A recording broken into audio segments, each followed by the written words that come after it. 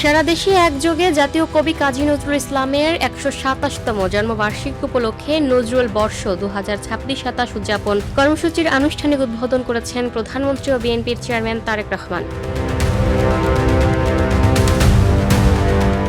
বৃহস্পতিবার ২রা জুলাই ২০২৬ সকালে বাংলাদেশ সচিবালয়ের মন্ত্রিসভা কক্ষ থেকে ভিডিও কনফারেন্সের মাধ্যমে সারা দেশে নজরুল বর্ষ ২০২৬-২৭ উদযাপন কর্মসূচির উদ্বোধন করেন প্রধানমন্ত্রী। ৩ দিনব্যাপী কর্মসূচির উদ্বোধন উপলক্ষে প্রধানমন্ত্রী তারেক রহমান স্মারক ডাকটিকিট এবং নজরুল বর্ষ ২০২৬-২৭ লোগো উন্মোচন করেন। প্রধানমন্ত্রী তারেক রহমান বলেন, জাতীয় কবি কাজী নজরুল ইসলাম বাংলাদেশের ভূখণ্ডে জন্মগ্রহণ না করলেও তার হৃদয় জুড়ে ছিল সমগ্র বাংলাদেশ, আর বাংলাদেশের মানুষও তাকে পরম মমতায় হৃদয় দিয়ে ভালোবেসেছে।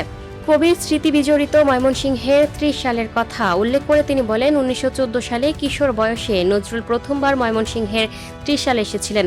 সে ঐতিহাসিক স্মৃতিকে ধরে রাখতে ৩০ সালকে নজরুল সিটি ঘোষণার সম্ভাব্যতা যাচাই করার জন্য সংশ্লিষ্ট কর্তৃপক্ষকে প্রয়োজনীয় নির্দেশনা প্রদান করা হয়েছে।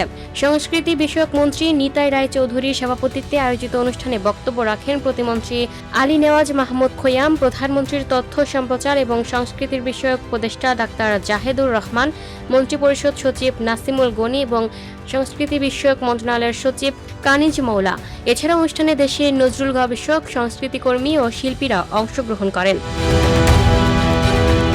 Lucky Akter, up to date news, Dhaka.